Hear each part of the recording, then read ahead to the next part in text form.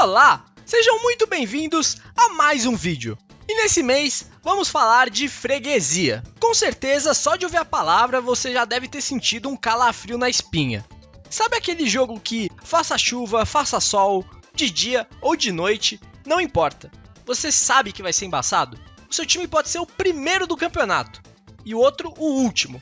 Mas mesmo assim, eles vão engrossar o caldo. E não adianta, todos os clubes, sem exceção, possuem histórias de freguesia. E no vídeo de hoje, iremos desbravar todos os principais contos sobre a freguesia no futebol brasileiro. Para começar, vamos definir o que é freguesia. Freguês é aquela pessoa que sempre frequenta um certo estabelecimento, aquele cliente constante. No futebol, o freguês é aquele time que sempre leva a pior diante de outro time específico, como se esse outro time sempre lucrasse em cima desse freguês. Para definirmos se um time é freguês do outro, iremos olhar o histórico de confronto entre eles. Se o time A tiver uma pequena vantagem sobre o time B, normal, nada demais. Agora, se essa vantagem for grande, aí sim pode cravar, é freguês. Também vale a pena olhar os enfrentamentos decisivos entre os clubes. Se houver grande vantagem para um lado, também existe um caso de freguesia aí. Mais dolorido do que ser freguês de um time qualquer é ser freguês do seu rival. E é por aí que começamos nossa odisseia. Um clássico costuma ser um jogo sempre pegado, repleto de rivalidade e disputado independente da situação dos clubes. Não é à toa que costumam dizer que clássico é clássico e não tem favorito. Mas olha, tem uns por aí que não é bem assim que a banda toca. No principal clássico paranaense, o famoso Atletiba, quem se dá melhor é o Coxa. São 22 vitórias de vantagem, mesmo passando por fases bem piores do que seu rival. Retrato perfeito do que é esse duelo foi seu jogo mais recente. Pela 24ª rodada do Campeonato Brasileiro, o Coritiba, em último lugar, vindo de 8 derrotas seguidas, enfrentava o CAP embalado, em sexto lugar e sem perder há 10 jogos. Aí eu te pergunto, quanto foi o jogo? Pois é, 2-0 para o Coritiba. Na Bahia, apesar do nome, o Vitória não tem mais vitórias em seu clássico. Ele tem como carrasco o Bahia, que soma 192 vitórias contra 151, uma diferença de 41 jogos. Em Minas Gerais, eles não concordam nem com a quantidade de jogos disputados. Tem uma contagem atleticana e uma contagem cruzeirense, mas ambas as contagens dizem a mesma coisa. O Cruzeiro é patinho do Atlético Mineiro. E nem adianta reclamar, os números não mentem.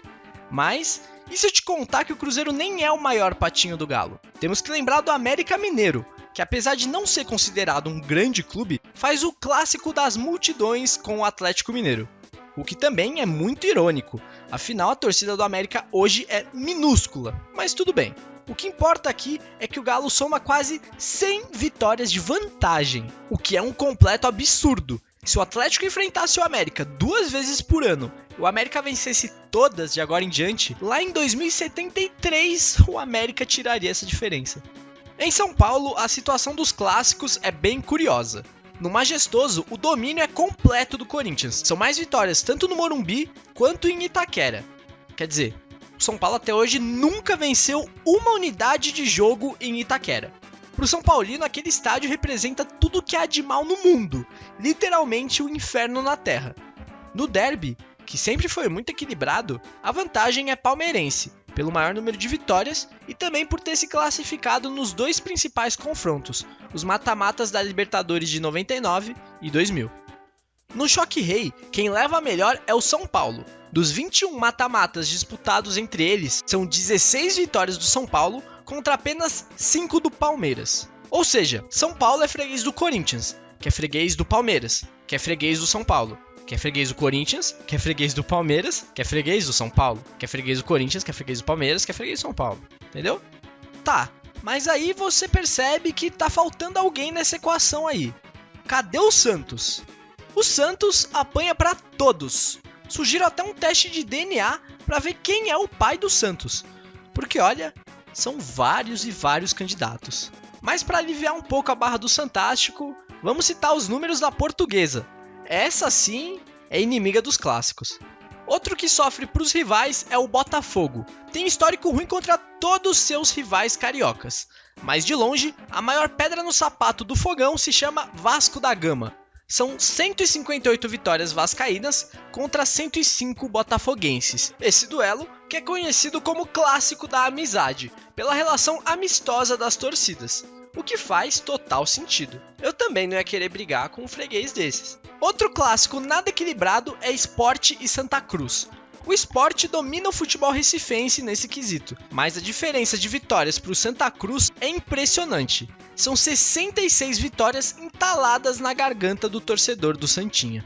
E pior que esse, só o clássico goiano entre Goiás e Vila Nova. São 152 vitórias esmeraldinas contra 82 do Tigre, ou seja, um saldo de 70 confrontos na conta, se tornando a rivalidade com maior diferença de vitórias e aproveitamento do Brasil e uma das maiores do mundo. CPF na nota? Mas se você tá achando ruim ser freguês do seu rival, imagina ficar 33 jogos sem ganhar uma partida dele. Pois é, foi isso que aconteceu com o Paysandu, que ficou de janeiro de 1993 até junho de 97 sem ganhar do Remo, sendo o maior tabu da história dos clássicos brasileiros, 33 jogos. E pra mim, o mais bizarro nisso tudo foi eles terem se enfrentado 33 vezes em um período de 4 anos e meio. Não é à toa que esse também é o clássico com mais partidas disputadas na história, 770. Tem muitos outros clássicos no Brasil que têm suas freguesias, mas as diferenças são menores e por isso não vai dar tempo de ficar citando aqui no vídeo. Mas agora, saindo um pouco do escopo dos clássicos, lembra que eu disse que todos os clubes têm seus fregueses?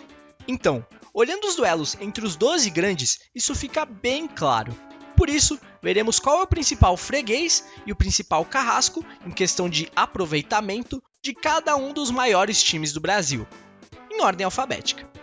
E começando pelo Atlético Mineiro, ele costuma se dar muito bem contra o Fluminense. Porém, quando enfrenta o Botafogo, ele costuma levar a pior. O Botafogo tem seu melhor aproveitamento frente ao Atlético Mineiro. E como já dito, sofre diante do Vasco. O Corinthians tem como seu maior freguês o Vasco da Gama. Porém, ele é freguês do Flamengo. O Cruzeiro leva a melhor diante do Botafogo, mas tem como grande carrasco o São Paulo. O Flamengo é outro que também curte jogar contra o Botafogo. Ele, por sua vez, não curte muito enfrentar o Grêmio. O Fluminense possui melhor histórico frente ao Cruzeiro. O pior é contra o Palmeiras. O Grêmio faz o Fluminense de freguês, mas também sofre para o Palmeiras. O Internacional, por sua vez, tem sucesso contra o Atlético Mineiro, mas é freguês do Corinthians.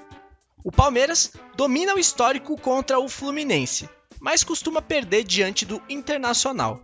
O Santos tem como seu maior freguês o Grêmio, e seu pior aproveitamento é quando enfrenta o Palmeiras. O São Paulo tem seu melhor aproveitamento contra o Cruzeiro, e seu principal algoz é o Corinthians.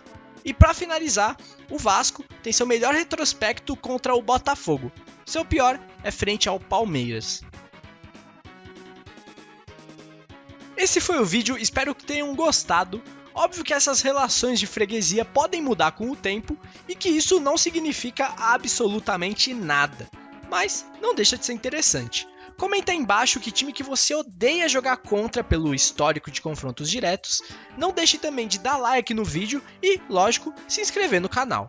Vídeos nesse mesmo estilo todo dia 16. Caso queira me seguir nas redes sociais, elas estão aqui na descrição. Por esse mês foi isso, falou, tamo junto!